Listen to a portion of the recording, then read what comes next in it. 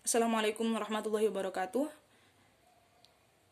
Kami kelompok 2 yang beranggotakan Muhammad Naufal Ahnaf dan Syafaatul Rahmah di sini akan mempresentasikan hasil dari diskusi makalah kami yang berjudul Konsep Pinangan dalam Islam atau biasa disebut dengan khitbah. Adapun pembahasan yang pertama ialah definisi dari khitbah. Khitbah secara bahasa diambil dari bahasa Arab, yaitu kata khotbah yahtibu khitbatan, yang memiliki arti lamaran atau pinangan. Sedangkan secara istilah memiliki arti yang luas dari berbagai macam ulama. Yang mana definisi ini kami ambil dari pendapat Sayyid Sabiq dalam kitabnya yang menyebutkan yang dimaksud dengan khitbah di sini ialah keadaan di mana seorang laki-laki menemui perempuan, mencari perempuan untuk dijadikan sebagai istrinya dengan cara yang baik di kalangan masyarakat. Adapun penyampaian dari seorang laki-laki tersebut kepada perempuan itu bisa dilakukan secara langsung, yaitu menyatakan keinginan untuk melamar wanita tersebut secara langsung kepada wanitanya, ataupun diwakilkan disampaikan kepada wali dari wanita tersebut.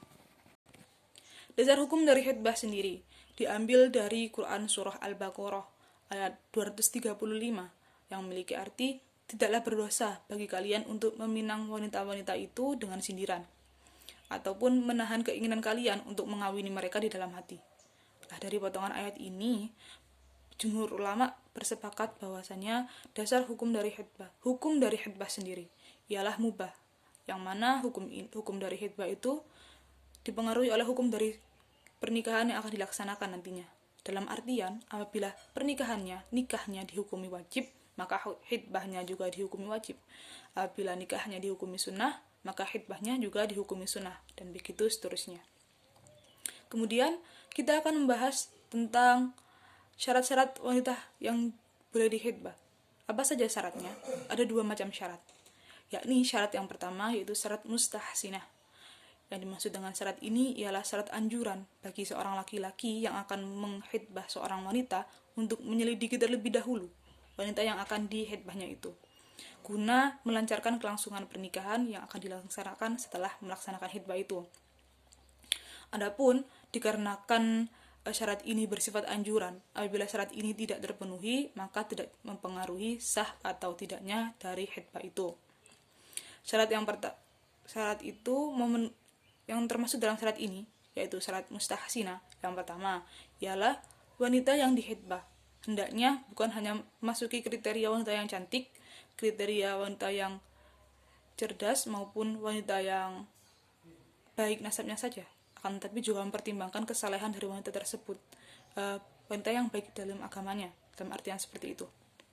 Kemudian syarat yang kedua yaitu wanita yang akan dikhitbah hendaknya ialah wanita yang berwatak kasih sayang dan wanita yang subur.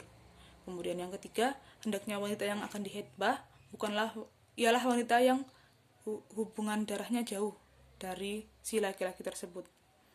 Kemudian syarat yang kedua yang biasa disebut dengan syarat lazimah, yang mana yang dimaksud dengan syarat lazimah di sini ialah syarat yang apabila tidak terpenuhi maka mempengaruhi sah atau tidaknya dari khitbah itu.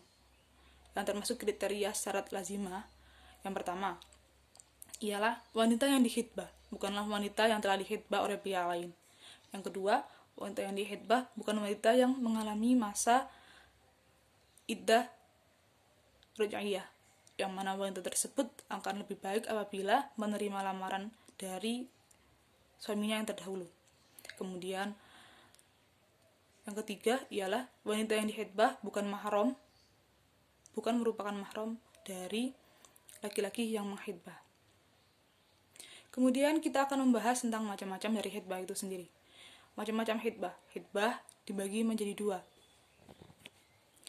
Yang pertama yaitu khitbah tasrih, yang mana pengungkapan keinginan khitbah dari si laki-laki yang akan mengkhitbah ialah diungkapkan secara jelas dan tegas. Jadi tidak bisa diartikan lain selain keinginan dari laki-laki tersebut untuk mengkhitbah. Kemudian yang kedua ialah khitbah ta'rid, yang mana dimaksud dengan khitbah ta'rid di sini ialah ungkapan khitbah dari seorang laki-laki yang akan mengkhitbah secara tidak langsung, yang mana biasanya berupa sindiran dari seorang laki-laki tersebut untuk mengajak perempuan yang dimaksud untuk menikah. Itu saja yang dapat saya sampaikan. Materi selanjutnya akan disampaikan oleh rekan saya, Noval Ahnaf. Terima kasih. Kepada saudara Noval Ahnaf, dipersilakan. Assalamualaikum warahmatullahi wabarakatuh. Di sini saya akan melanjutkan materi tentang khitbah yang sebelumnya telah disampaikan oleh saudari Syafaatur Rahmah. Batasan pergaulan dalam khitbah. Yang pertama, calon istri bukanlah orang yang telah dikhitbah orang lain. Yang kedua, yaitu peminang diperbolehkan melihat calon istrinya dengan catatan peminang sangat berniat untuk menikahinya. Yang hanya boleh dilihat dari peminang ialah wajah atau muka dan tangan dan telapak tangan saja. Dalam hal ini, para ulama memiliki beberapa pendapat. Menurut Imam Malik, peminang diperbolehkan untuk melihat calon istrinya hanya sebatas wajah dan telapak tangan. Tetapi sebagian ulama lain memperbolehkan melihat seluruh badan kecuali kemaluan. Dan ada yang sekelompok ulama melarang hal tersebut.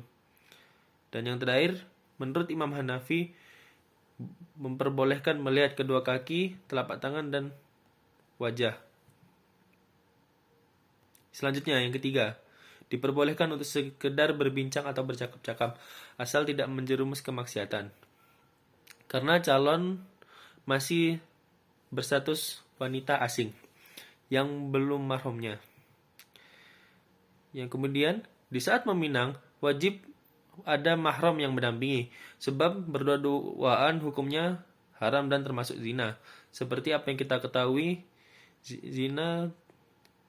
mendekati zina pun tidak boleh, sesuai bunyi surat Al-Isra ayat 32, yang artinya, dan janganlah kamu mendekati zina, sesungguhnya zina itu adalah suatu perbuatan yang keji dan suatu jalan yang buruk.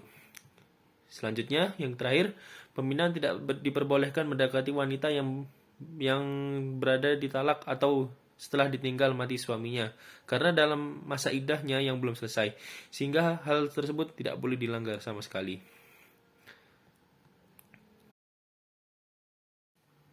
Konsekuensi pembatalan khitbah.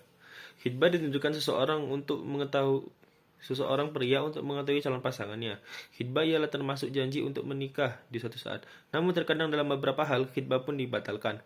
Lalu apakah hukuman dari pembatalan khitbah tersebut? Menurut Muhammad Bagir di buku Muamalah karangan beliau, hadiah-hadiah dibagi menjadi dua. Yang pertama ialah jika hadiah tersebut berkaitan atau hadiah yang diberikan berupa imbalan pernikahan, dan jika wanita membatalkan khitbah tersebut, maka pihak pria tersebut berhak untuk meminta hadiahnya kembali, karena imbalan tersebut tidak berlaku kembali. Yang kedua, jika berupa hadiah biasa atau hibah murni, maka calon suami tidak berhak untuk mengambil atau meminta hadiah tersebut kembali, dan hadiah tersebut bebas digunakan oleh pihak wanita karena sudah menjadi kepemilikannya. Menurut Syafi'iyah, barang-barang hadiah tersebut harus dikembalikan baik masih utuh maupun sudah rusak. Jika masih utuh, cukup hanya mengembalikan. Jika sudah rusak, maka diganti sesuai harga dari hadiah tersebut. Yang terakhir yaitu hikmah khitbah. Pertama, sebagai wadah perkenalan bagi kedua pihak yang akan menikah. Kedua, untuk menguatkan ikatan perkawinan yang diakadkan setelahnya. Karena dengan adanya khitbah, kedua pihak bisa saling mengenal. 3. Menumbuhkan ketentraman jiwa, sebab setelah diterimanya jawaban dari khitbah akan menimbulkan perasaan kepastian daripada kedua pihak. Yang terakhir, menjaga kesucian diri menjelang pernikahan. Karena pelaksanaan khitbah terdapat batasan-batasan pergaulan yang berlaku sebagaimana yang telah dipaparkan sebelumnya. Mungkin sekian. Assalamualaikum warahmatullahi wabarakatuh.